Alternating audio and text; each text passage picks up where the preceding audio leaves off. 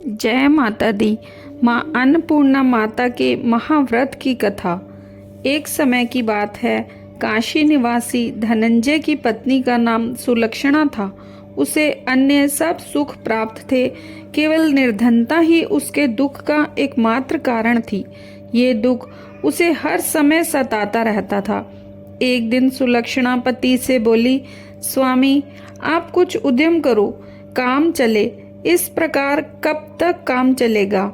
सुलक्षणा की बात सुन धनंजय के मन में बैठ गई और उसी दिन विश्वनाथ शंकर जी को प्रसन्न करने के लिए बैठ गया और कहने लगा, हे देवादिदेव विश्वेश्वर, मुझे पूजा पाठ कुछ आता नहीं है, केवल आपके भरोसे बैठा हूँ। इतनी विनती करके मैं 2-3 दिन भूखा प्यासा बैठा रहा। ये देखकर भगवान शंकर ने उसके कान में अन्नपूर्णा अन्नपूर्णा अन्नपूर्णा इस प्रकार 3 बार कहा। ये कौन क्या कह गया? इसी सोच में धनंजय पड़ गया कि मंदिर से आते ब्राह्मणों को देख पूछने लगा, पंडित जी अन्नपूर्णा कौन है? ब्राह्मणों ने कहा, तू अन्न छोड़ बैठा है, सो तुझे अन्न की ही बात सूझती है। जा घर जाकर अन्न ग्रहण कर। धनंजय घर गया, स्त्री से सारी बात कही। वह बोली, नाथ चिंता मत करो, स्वयं शंकर जी ने यह मंत्र दिया है, वे स्वयं ही खुलासा करेंगे, फिर आप जाकर उनकी आराधना करो। धनंजय फिर जैसा का तैसा पूजा में बैठ गया। रात्रि में शंकर जी ने आज्ञा दी और कहा, तू पूर्व दिशा में चला जा। वह अन्नपूर्णा का नाम जपता जाता और रास्ते में फल खाता, झरनों का पानी पीता जाता। इस प्रकार कितने ही दिनों तक चलता गया। वहां उसे चांदी सी चमकती वन की शोभा देखने में आई, सुंदर सरोवर देखने में, या उसके किनारे कितनी ही अप्सराएं झुंड बनाए बैठी थी।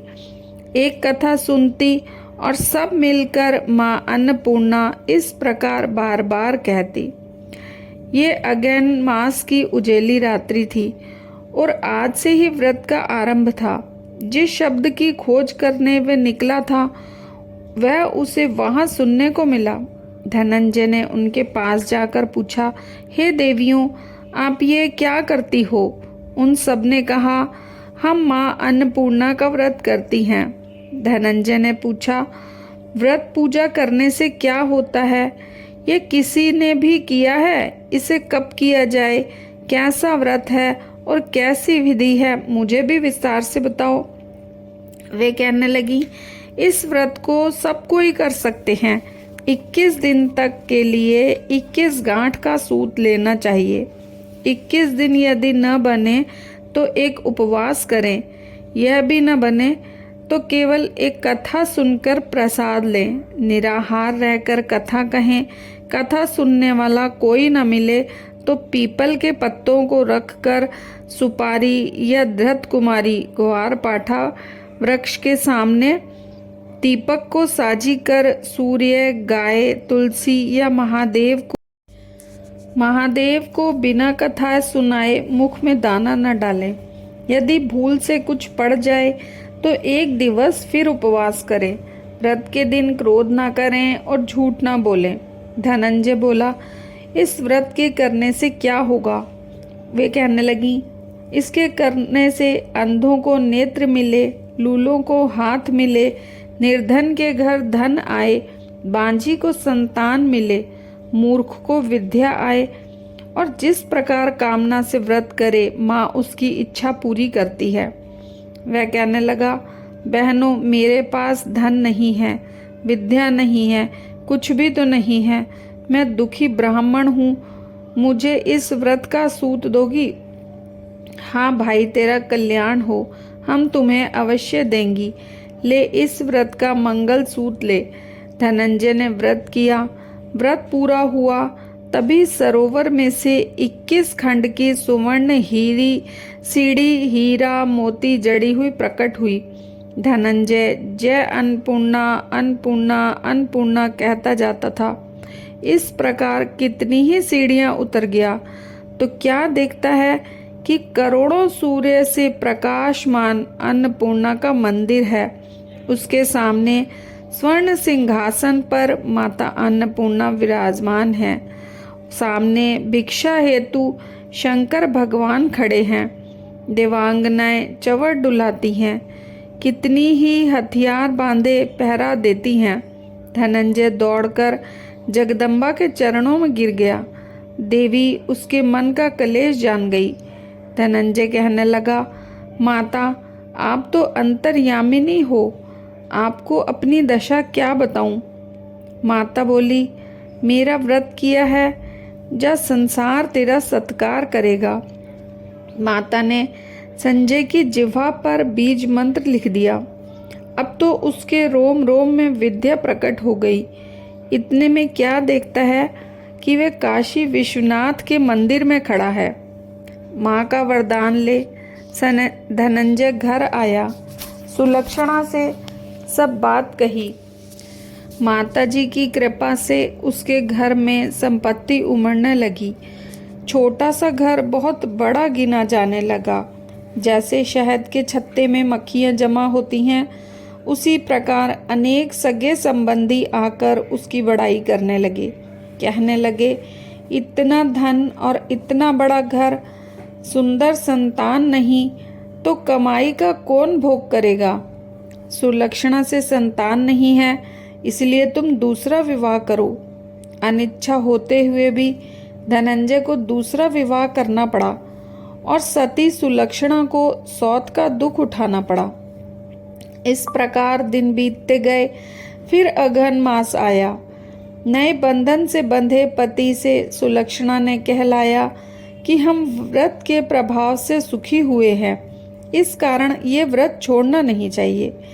ये माता जी का प्रताप है जो हम इतने संपन्न और सुखी हैं। सुलक्षणा की बात सुन धनंजय उसके यहाँ आया और व्रत में बैठ गया।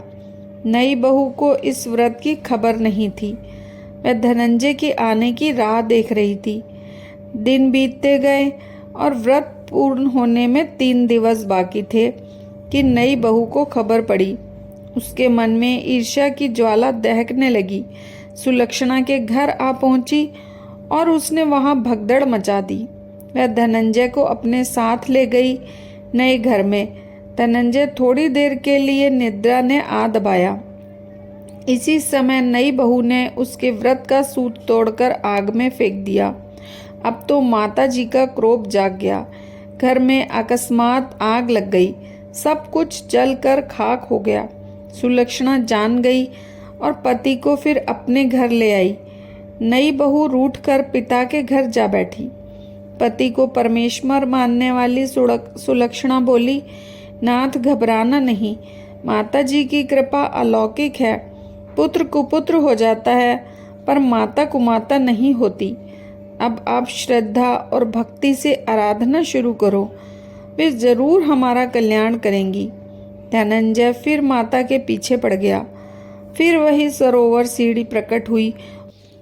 उसमें माँ अन्नपूर्णा कहकर वह उतर गया। वहां जा माता जी के चरणों में रुदन करने लगा। माता प्रसन्न हो बोली, मेरी ये स्वर्ण मूर्ति ले जा, उसकी पूजा करना तो फिर सुखी हो जाएगा। जा, तुझे मेरा आशीर्वाद है। तेरी स्त्री सुलक्षणा ने श्रद्धा से मेरा व्रत किया है, मैंने उसे पुत्र दिया है। धनंजय ने आंखें खोली तो खुद को काशी विश्वनाथ के मंदिर में खड़ा पाया। वहां से फिर उसी प्रकार घर को आया। इधर सुलक्षणा के दिन चढ़े और महीने पूरे होते ही पुत्र का जन्म हुआ। गांव में आश्चर्य की लहर दौड़ गई। इस प्रकार उस गांव के निसंतान सेठ के पुत्र होने पर उसने माता अन्नपूर्णा का मंदिर बनवा दिया। उसमें माता जी धूमधाम से पधारी, यज्ञ किया और धनंजय को मंदिर के आचार्य का पद दे दिया। जीविका के लिए मंदिर की दक्षिणा और रहने के लिए बड़ा सुंदर सा भवन दिया। धनंजय स्त्री पुत्र सहित वहां रहने लगा। माता जी के चढ़ावे में भरपूर आमदनी होने लगी। उधर नई बहू के पिता के घर डाका पड़ गया, सब लूट गया। वे भीख मांगकर पेट भरने लगे। सुलक्षणा ने यह सुना तो उन्हें बुला भेजा, अलग घर में रख लिया और उनके अन्न वस्त्र का प्रबंध किया।